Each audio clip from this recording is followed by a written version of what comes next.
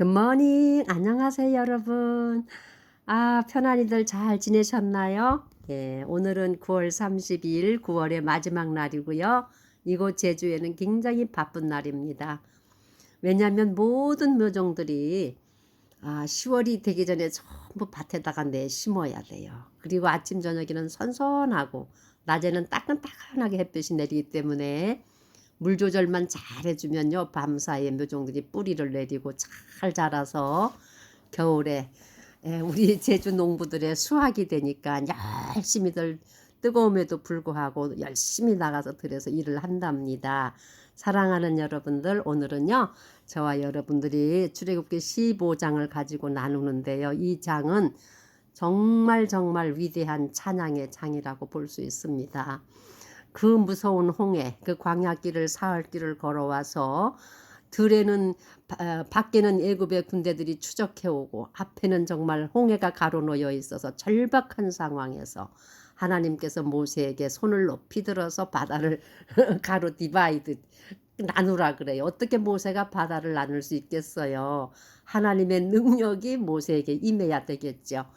모세는 하나님의 능력을 믿고 모세의 지팡이를 들어서 바다 위를 이렇게 들으니까 정말 하나님의 동풍으로 바다를 가르시는 그러한 체험을 하고 이제 이 말씀이 나누어지거든요. 그래서 오늘의 이 말씀 보면요, 홍해를 건넌 후에 모세가 감사의 노래를 하는 이 장면입니다. 1절에 보면 그때에 모세와 이스라엘 자손이 이 노래로 주께 노래하고 말하여 이르기를 내가 주께 노래하리니 그분님께서 영화롭게 승리하셨도다. 그분께서 말과 거기 탄 자를 바다에 던지셨도다. I will sing to the Lord, for he has trumpeted graciously.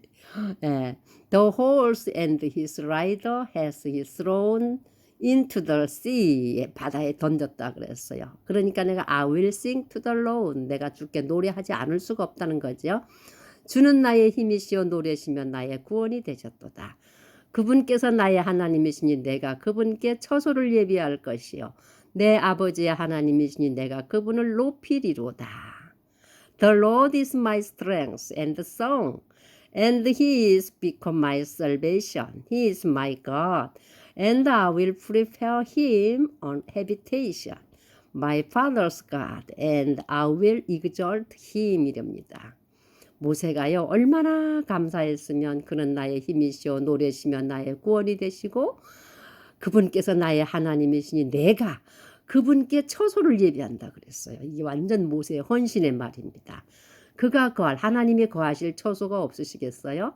하나님은 높고 높은 만유에 뛰어나신 분이시고 그분의 보좌는 저 높고 높은 곳에 계시면서 이 지구는 하나님의 발등상이요, 그런 말씀이 있거든요. 이 땅은 하나님의 발등상, 그의 스툴, 발을 얻는 이런 상이래요.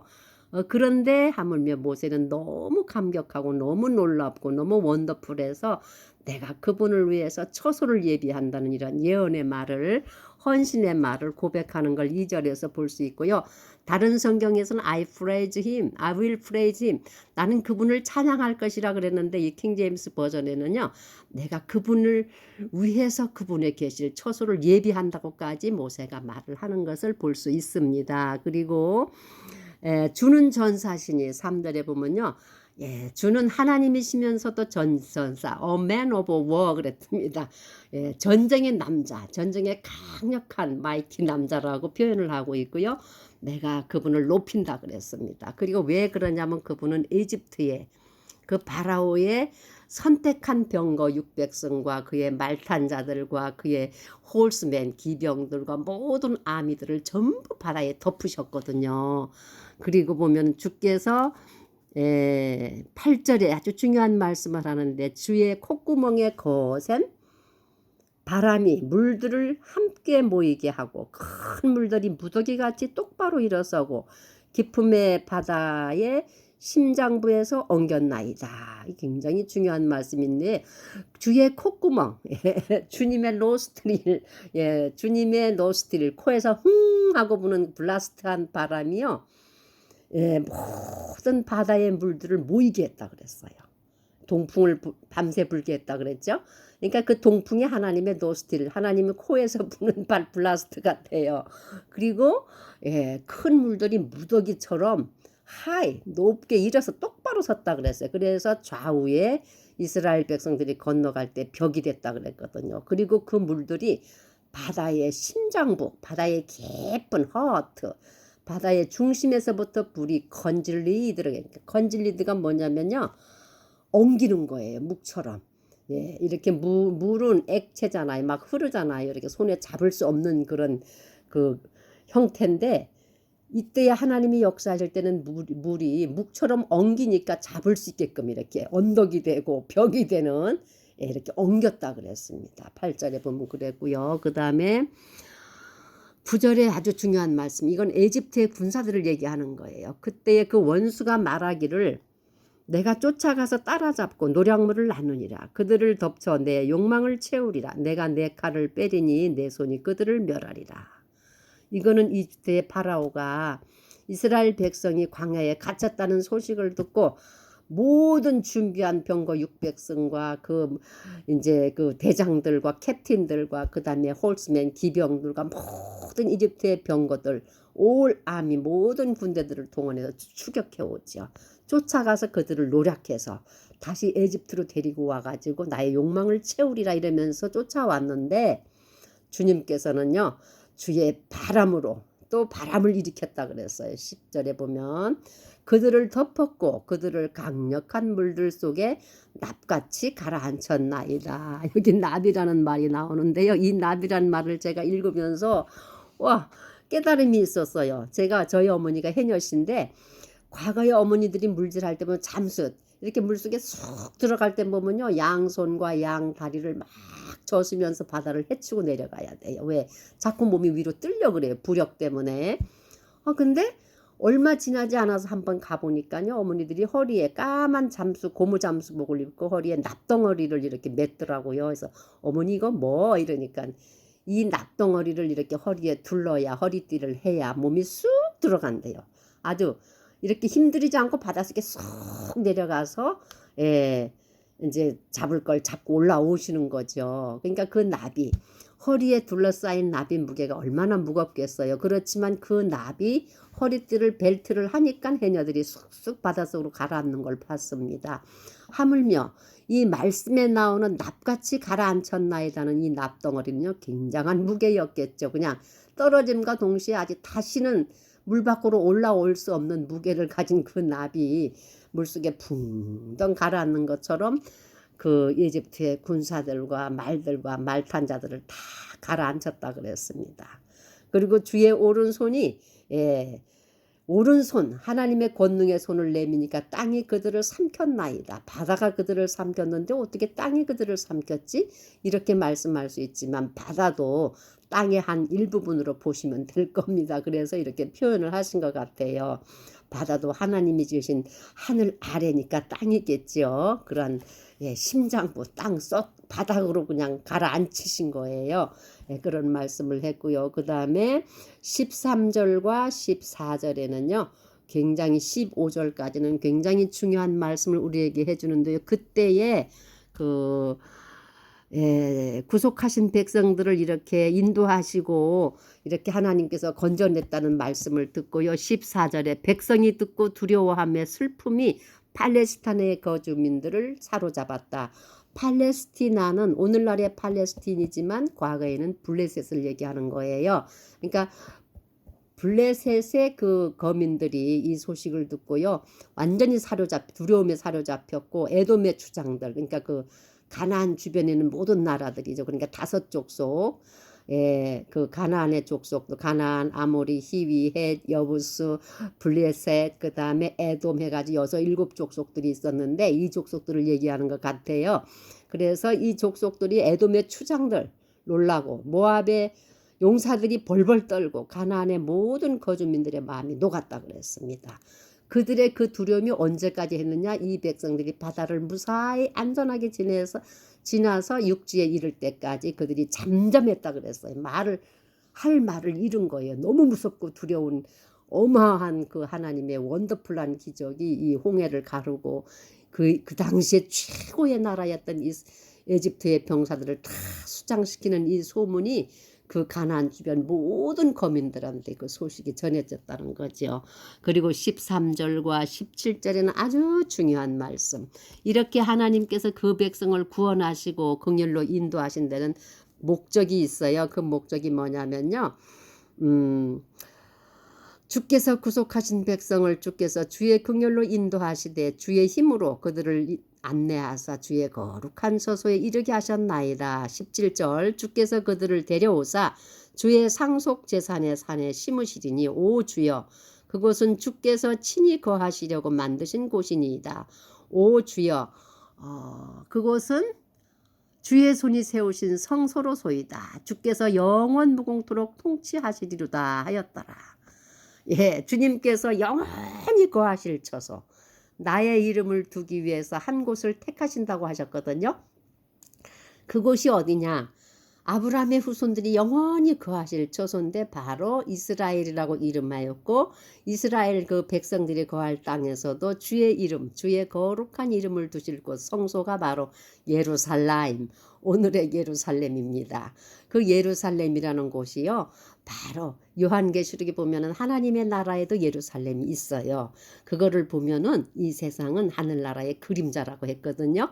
우리가 생활하는 모든 것들이 하늘나라의 모형이고 그림자라고 우리가 믿을 수가 있어요. 그래서 주님께서 처소한 예비한 곳, 하나님의 거룩한 성산, 하나님의 거룩한 이름을 두시려고 예비한 곳, 그 거룩한 처소에 주의 백성들을 옮겨가기 위해서 하나님께서 이런 기적으로 인도하는 것을 이 구약성경 창세기서부터 약속하신 지금 모든 과정 속에 하나님이 이렇게 인도하시는 것을 우리가 쭉 보고 읽고 느낄 수 있는데요. 여기에서 2절에서도 보면은 모세가 내가 주님이 거룩한 나의 주시고 나의 힘이시고 나의 구원이시고 나의 도움이시고 주님이 나의 모든 것입니다. 내가 주님이 거할 처소를 예비하겠나이다. 이렇게 주님 앞에 정말 몸과 마음과 영과 혼을 다 해서 찬양할 수밖에 없었습니다. 모세는 기가 막힌 일이죠. 정말. 예, 모세가 위대했던 것은 모세 자체가 위대한 게 아니라 하나님한테 모세가 선택되어서 하나님의 영이 그에게 충만히 부어지니까 정말 모세의 손에 들린 지팡이도 하나님이 지팡이가 돼서 바다를 가르고 뱀을 만들고 물을 피로 만들고 모든 재앙을 오게 하고 이 어메이징한 놀라운 은혜를 모세가 체험하면서 왜 내가 하나님의 거하실 처소를 예비하지 않겠다고 하겠습니까? 절정이지요. 모세의 절정의 헌신의 말입니다.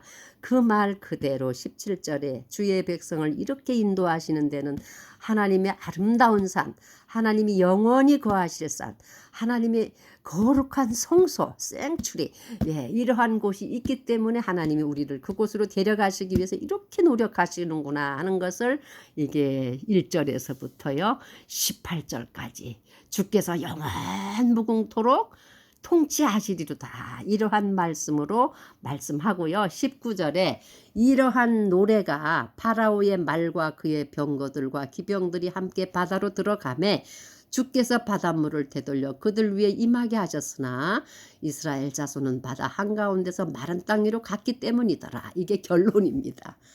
예, 추적해온 에집트의 모든 군사와 말과 그 말탄자들을 다 수장시킬 때에도 불구하고 주의 백성들은 안전하게 바닷가운데 물이 심장부에서부터 나오는 그 푸르고 깊은 바다의 위대한 그 세력이 엉겨가지고 젖같이 엉겨서 꿈쩍하지 못하게끔 애저 힙 큰 언덕을 만들어가지고 벽을 만들었던 그 하나님의 위대함을 모세가 보았기 때문에 이러한 찬양의 찬미의 영혼의 찬양을 백성과 더불어서 하나님께 막 노래하며 막 이렇게 합창한 것을 우리가 이 18절까지 보고요. 19절은 그 이유, 왜 이 노래를 부를 수밖에 없었는가 하는 그 이유를 이 성경 말씀에 주고 있습니다. 그 다음에 20절부터 미리암이 또 화답을 합니다.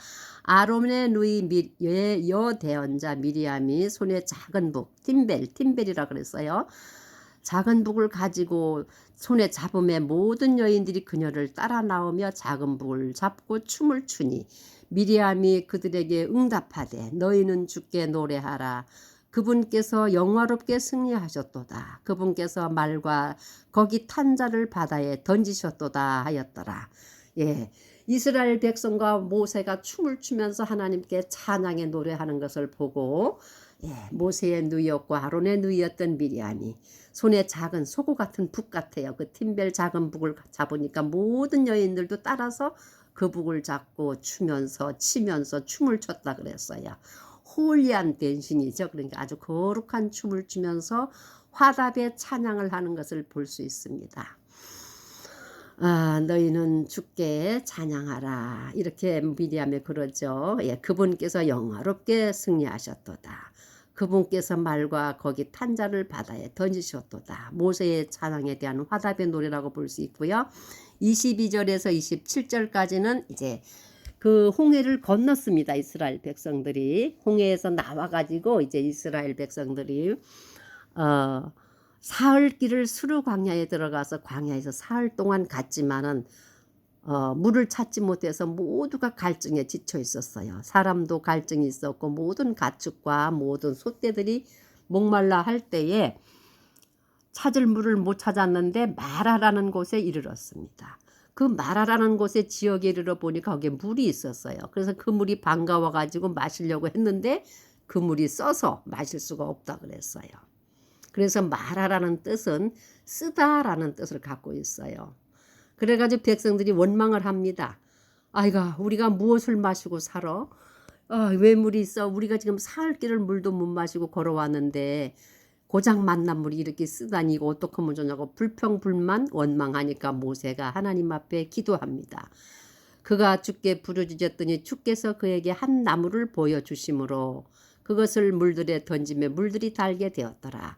거기서 그분께서 그들을 위하여 법규와 규례를 정하시고 거기서 그들을 시험하시며 1차 시험이에요. 마라의 쓴물에서 하나님이 모세가 부르짖음에 나무를 보게 하시고 그 나뭇가지를 그 물에 던지니까 하나님의 기적으로 그 물이 쓴물이 달게 되어서 백성들이 다 마시고 그때 하나님께서 규례와 법규를 정하시면서 그들을 시험했다 그랬습니다. 그리고 26절에 보면 이르시되 내가 주 내 하나님의 음성에 부지런히 귀를 기울이고 그의 눈앞에서 옳은 것을 행하며 그의 명령들을 귀담아 듣고 그의 모든 법규를 지키면 내가 이집트 사람들에게 내린 이 질병 중에 하나도 너희에게 내리지 아니하리니 나는 너를 치유하는 주니라 하시니라. 이러한 26절의 말씀과 그 다음에 27절 그들이 엘림에 이르렀는데 거기에 우물 12개가 있었고 종려나무 70그루가 있었더라. 그들이 거기서 물들 옆에 진을 치니라. 이러한 말씀으로 25절에 끝을 맺습니다. 마라의 쓴물에서 1차 시험을 하셔요. 하나님께서. 그 쓴물이 달게도 해주심과 더불어 모든 하나님의 법도와 규례와 하나님의 법규들을 열심히 부지런히 귀를 기울이고 그 옳은 것을 행하라 그랬습니다. 그러면은 너희에게 이집트에서 내린 어떤 질병도 너희에게는 내리지 않겠다는 1차 테스트의 그 시험을 주시고요. 그 다음에 그들이 더 걸어서 진행하니까 거기에 엘림에 이르렀다 그랬어요. 엘림이란 뜻이요. 큰 나무라는 뜻이랍니다. 근데 거기는 정말 우물이 12개나 있었고요. 종려나무, 이게 다른 말로 하면은 대추야자나무예요. 그 대추야자가요, 굉장히 대추가 크고 그 열매가 틈실한데 굉장히 맛있고 달아요. 그 건대추는 너무 달아가지고 먹기가 좀 힘들 정도로 달더라고요. 그 대추가 한두 송이만 열리는 게 아니에요. 아름드리 송이에는요, 대추야자 열매가 무지하게 많이 달리는데 그 대추야자가 열리는 그 종려나무가 70그루가 있었다 그랬습니다. 그 말은 그곳이 굉장히 기름지기도 하고 물이 풍성하니까 그렇게 나무가 잘 자랐겠죠. 거기에서 이스라엘 백성이 다시 안식에 들어갑니다. 왜냐하면 그 물 곁에 그 백성들이 짐들을 다 내려놓고 가축들을 쉬게 하고 진을 쳤다 그랬습니다. 천막을 쳤어요. 어린아이들과 부녀자들과 모든 가축들을 쉬게 하려고. 광야길을 걸어서 그 이집트의 군사들이 추격해오는 그 무섭고 두려운 공포의 상황과 그 다음에 바다가 갈라지면서 바다 좌우에 서 있는 물벽들을 체험하려 그걸 감탄하고 느낄 겨를도 없이 그 바다를 건넜거든요. 그랬으니 얼마나 백성들이 정말 기진하고 탈진할 정도로, 그러면서도 혹시나 싶어갖고 광야길을 얼마나 많이 힘들게 걸었겠어요. 그 수르 광야길에 들어서서 사흘 동안 걸었지만 물도 마시지 못했고, 마라에 이르고 보니까 또 마라의 물이 써서 마시지 못하니까 또 모세한테 원망했죠. 하나님께서는 그 쓴 물을 달게 하셨고, 그 다음에 거기에서 하나님께서 다시 너희가 내 말과 내 법들을 부지런히 찾아서 읽고 듣고 준행하면 내가 너희와 함께 한다는 그 하나님의 약속도 주시면서 엘림에 이르게 됩니다. 그래서 그 엘림에는요, 하나님의 쉼터인 거죠. 정말 그 푸르른 종려나무가 70그루나 서 있었고요. 12곳에 우물이 있었다는 건 그 이스라엘 백성들이 12지파잖아요. 한 지파마다 다 우물을 한 개씩 준 것 같아요. 또 어떤 주석에는 장로가 70이었다 그러는데 그 장로들의 천막에 그냥 그 종려나무들이 있는 곳에다 천막을 친 것 같은 생각이 들어요. 그래서 대추야자들로 공급받으라고, 그래서 하나님이 쉼터를 마련해 준 것을 볼 수 있습니다. 사랑하는 여러분, 오늘 이 말씀에서요, 그 하나님께서 홍해를 건너면서 이스라엘의 백성을 구원한 것을 보고 모세와 이스라엘 백성들이 아주 그냥 심장에서부터 영혼에서부터 터져나오는 찬양을 한 것을 우리가 배웠고요. 그 다음에 모세가 얼마나 그 찬양이 절절했으면 2절에 내가 주를 위해서 주에 계실 처소를 예비하겠나이다 하고 모세가 정말 하나님 앞에 신앙 간증하는 모습과, 그 다음에 20절에서 21절까지 여기에 화답해서 여인들과 미리암이 소고치며 춤추며 하나님 앞에 화답하는 모습, 그 다음에 22절서부터 27절까지는 그 이제 홍해를 건너 수르 광야에 들어가서 목이 마른 주의 백성들한테 마라라는 땅을 지나게 되면서 쓴 물이 단물로 변하는 하나님의 기적과, 이제부터 하나님이 너희가 하나님의 말씀을 잘 듣고 그의 법규를 잘 지켜 행하면 어떠한 재앙도 너희에게 내리지 않고 나는 너희를 치료하는 하나님이라 여호와 라파, 예, 내가 너희를 치료하는 주시라, 이렇게 하는 그런 언약도 받고요.